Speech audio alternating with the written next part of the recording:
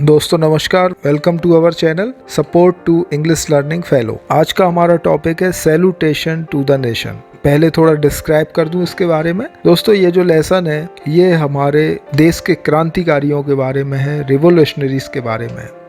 जैसे कि इसका नाम है सैल्यूटेशन। सैल्यूटेशन का अर्थ होता है सलामी देना या प्रणाम करना। टू द नेशन मतलब राष्ट्र के लिए। कंप्लीटली इसका अर्थ कह सकते हैं कि राष्ट्र को प्रणाम करना मीन्स हमारा जो देश है सबसे पहले हमें उसको प्रणाम करना चाहिए। जिस प्रकार की हमारे देश में क्रांतिकारी रहे हैं, उन्होंने अपना सर्वस्व न्योछावर अपने देश की आज़ादी स्वतंत्रता के लिए कर दिया है। उन्हीं में से थे सरदार भगत सिंह, राजगुरु और सुखदेव, जिन्होंने भारत माता के लिए हंसते हंसते फांसी के फंदे को स्वीकार कर लिया था। शुरू करते हैं सैल्यूटेशन टू द नेशन। पहले हम इसको इंग्लिश में पढ़ेंगे और साथ साथ हिंदी में इसका अनुवाद भी करते जाएंगे। Bhagat Singh was very busy reading the biography of Lenin. In fact, he had just read a few pages when the door of the dungeon opened and let in the jail officer. Sardar ji, please be ready. We have been ordered to carry out the execution, said the officer. What? Bhagat Singh Lenin की जीवनी पढ़ने में व्यस्त थे। वास्तव में उन्होंने अभी कुछ ही पन्ने पढ़े थे, तभी काल कोठरी का दरवाजा खुला और एक जेल अधिकारी अंदर आया। अधिकारी ने कहा, सरदार जी कृपया तैयार हो जाइए, हमें आपको फांसी देने का आदेश दिया गया है। Bhagat Singh was reading the book. He told the officer without raising his eyes from the book, wait, one revolutionary is meeting another revolutionary. The officer was stunned by the tone of Bhagat Singh's voice and stood still. Bhagat Singh resumed reading the book. All of a sudden, he hurled the book in the air, stood forth and said, "Let's go." Bhagat Singh पुस्तक पढ़ रहे थे। उन्होंने पुस्तक से आंखें उठाए बिना अधिकारी से कहा, रुको, एक क्रांतिकारी दूसरे क्रांतिकारी से मिल रहा है। भगत सिंह की आवाज़ सुनकर अधिकारी दंग और स्तब्ध रह गया। भगत सिंह ने किताब पढ़ना जारी रखा, फिर उन्होंने किताब को हवा में उछाल दिया, उठे और कहा, चलो चलें। Rajguru and Sukhdev also came out of their cells. They had refused to get their faces covered, wear the cap and get handcuffed. The three revolutionaries walked along the singing patriotic song in a jovial mood and were followed by the jail officials on all sides. Rajguru और सुखदेव भी अपनी कोठरी से बाहर आ गए। उन्होंने अपने चेहरे को ढकने हथकड़ी पहनने से इनकार कर दिया था। तीनों क्रांतिकारियों ने एक देशभक्ति के गीत को जोशीले अंदाज में गाया और उसके बाद जेल के अधिकारी उन्हें चारों ओर से घेर कर चल दिए। A huge crowd had assembled at the gate consisting of photographers, reporters, the public and members of Bhagat Singh's family. The crowd was becoming unmanageable. Loud slogans were being raised both inside and outside the jail. Bhagat Singh's father, Sardar Kishan Singh, realized that the police might fire or lathi charge the people any moment and many innocent people would die. Jail के दरवाजे पर photographer, पत्रकारों, जनता और भगत सिंह के परिवार के सदस्यों की भारी भीड़ जमा हो चुकी थी। भीड़ अनियंत्रित होती जा रही थी। जेल के अंदर और बाहर दोनों तरफ से जोरदार नारे लगाए जा रहे थे। भगत सिंह के पिता सरदार किशन सिंह ने महसूस किया कि पुलिस किसी भी क्षण लोगों पर लाठीचार्ज या गोली चला सकती है, जिससे कई निर्दोष लोग मारे जाएंगे। He asked his wife, "Let us go, lest some misfortune should befall the harmless innocent people." Bhagat Singh's mother was reluctant to leave the place, but she had to give in to her husband's plea. Sardar Kishan Singh managed to drive away the crowd little further from the gate to avoid some untoward incident and started delivering a speech to divert their mind from the gallows. उन्होंने अपनी पत्नी से कहा, हमें यहाँ से जाना चाहिए, कहीं ऐसा ना हो कि दुर्भाग्यवश निर्दोष लोगों को मार दिया जाए। भगत सिंह की मां उस जगह को छोड़ना नहीं चाहती थी, लेकिन उन्हें अपने पति की बात को मानना पड़ा। सरदार किशन सिंह अप्रिय घटना से बचाने के लिए भीड़ को गेट से थोड़ा दूर ले जाने में कामयाब रहे और भाषण देने लगे ताकि लोगों का दिमाग फांसी के तख्ते से हट जाए। The warder proceeded towards the platform with the three valiant revolutionaries. The Deputy Commissioner of Lahore was surprised and terrified to see that the convicts were not shackled Bhagat Singh read the fear in his eyes and said, "Well, Mr. Magistrate, you are fortunate to be able to see how Indian revolutionaries can embrace death with the pleasure for the sake of their supreme idol." Jailer 3 बहादुर क्रांतिकारियों के साथ फांसी के तख्ते की ओर बढ़े। लाहौर के deputy commissioner आश्चर्यचकित हो गए और यह देखकर घबरा गए कि अभियुक्तों को हथकड़ी नहीं लगी थी। भगत सिंह ने उनकी आंखों में डर पढ़ लिया और कहा, "ठीक है श्रीमान मजिस्ट्रेट, आप भाग्यशाली हैं कि यह देखना संभव हुआ कि कैसे भारतीय क्रांतिकारी अपने सर्वोच्च आदर्श के लिए आनंद से मौत को गले लगा सकते हैं." Bhagat Singh, along with Sukhdev and Rajguru, climbed the stairs of the platform steadily and stood boldly. Bhagat Singh stood in the center with Sukhdev on his left and Rajguru on his right. They raised the slogan "Inqilab Zindabad, Samrajwad Murdabad" in a loud, clear and distinct voice, pulled the hangman's rope, kissed it and put it round their necks. Bhagat Singh told the hangman, "Now you may set it right if you please." Bhagat Singh, Sukhdev और राजगुरु मंच की सीढ़ियों पर तेजी से चढ़े और साहसपूर्वक खड़े हो गए। भगत सिंह बीच में, अपनी बाईं ओर सुखदेव, दाईं तरफ राजगुरु के साथ खड़े हो गए। उन्होंने जोर से, स्पष्ट और विशिष्ट आवाज में नारा लगाया, "इंकलाब जिंदाबाद, साम्राज्यवाद मुर्दाबाद।" जल्लाद से फांसी की रस्सी को खींचकर चूमा और अपनी गर्दन में डाल दिया। फिर भगत सिंह ने जल्लाद से कहा, "अब आप इसे सही कर सकते हैं अगर आप चाहें तो."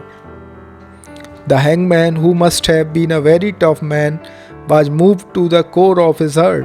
He set the rope around the necks of the noble and brave young man with tears welling in his eyes and turned the spindle. The boat fell and the 3 revolutionaries offered their homage to their motherland with their lives at 7:33 in the evening. जल्लाद, जो बहुत ही सख्त आदमी रहा होगा, वह हृदय की गहराई में चला गया। उसने बहादुर युवकों के गले में डली रस्सी को ठीक कर दिया।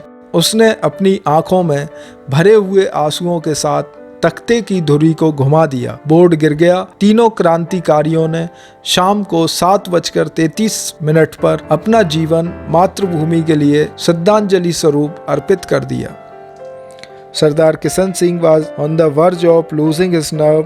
He continued delivering his speech in a delirious manner when the milkman ran towards them and gave the dreaded news that the execution was over. Sardar Kishan Singh announced to the crowd, "Bhagat Singh has been executed. I am going to fetch his body. None of you should budge from here. I don't wish that in taking away the body of Bhagat Singh, I shall have to take away many more." सरदार किशन सिंह अपनी नाड़ी खोने की कगार पर थे, फिर भी उन्होंने बेसुध होकर भाषण देना जारी रखा। तभी दूध वाला उनकी ओर आया और भीषण समाचार दिया कि फांसी दी जा चुकी है। सरदार किशन सिंह ने जनसमूह में घोषणा की कि भगत सिंह को फांसी दी जा चुकी है। मैं उनका पार्थिव शरीर लाने जा रहा हूँ। आप में से कोई भी यहाँ से नहीं हिलना चाहिए। मैं नहीं चाहता कि भगत सिंह के पार्थिव शरीर को लाने से पहले मुझे और भी लाशें ले जाना पड़ें। सरदार Kishan Singh went ahead with a heavy heart with a few people and knocked the gate. The gate of the jail was not opened. Continuous knocking went unheeded. The police officers were heard laughing loudly inside the gate. Some came and whispered, informing them that the bodies has been taken away through another gate. सरदार किशन सिंह कुछ लोगों के साथ भारी मन से आगे बढ़े और जेल का दरवाज़ा खटखटाया। जेल का दरवाज़ा नहीं खोला गया। लगातार खटखटाने पर भी अनसुनी की गई। दरवाजे के अंदर पुलिस अधिकारियों को जोर से हंसते हुए सुना गया।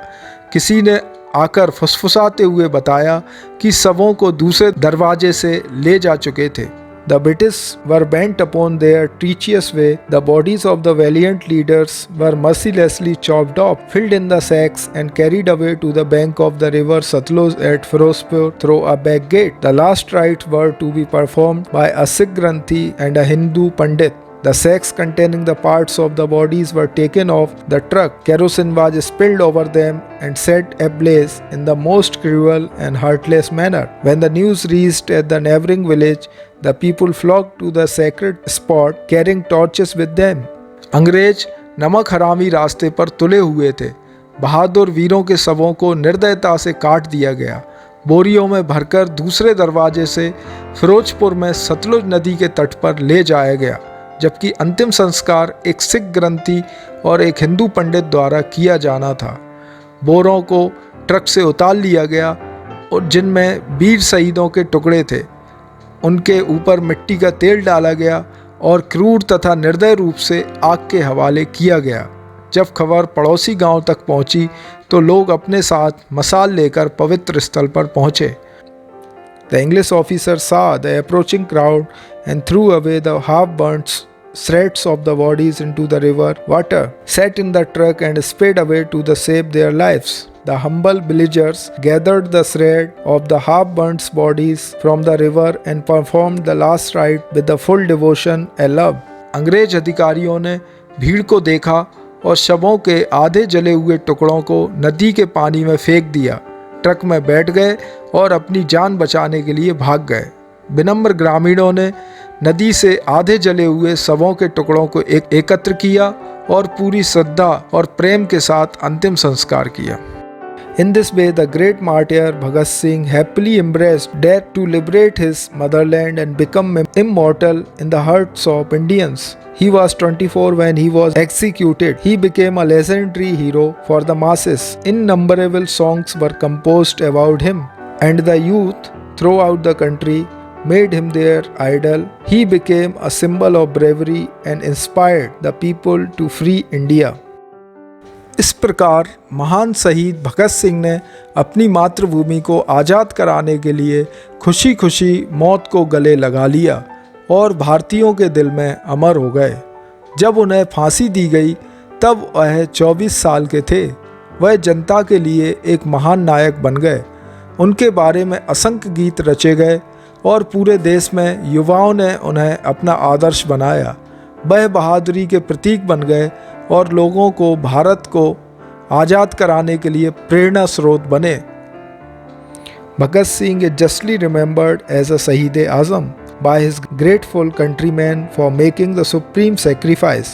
He infused life into the youth and became their hero. It has increased our power for winning freedom, for which Bhagat Singh and his comrades died, said Mahatma Gandhi. Their magnificent courage and sacrifice has been inspiration to the youth of India, said Pandit Jawaharlal Nehru, the then president of the National Congress, in his tribute.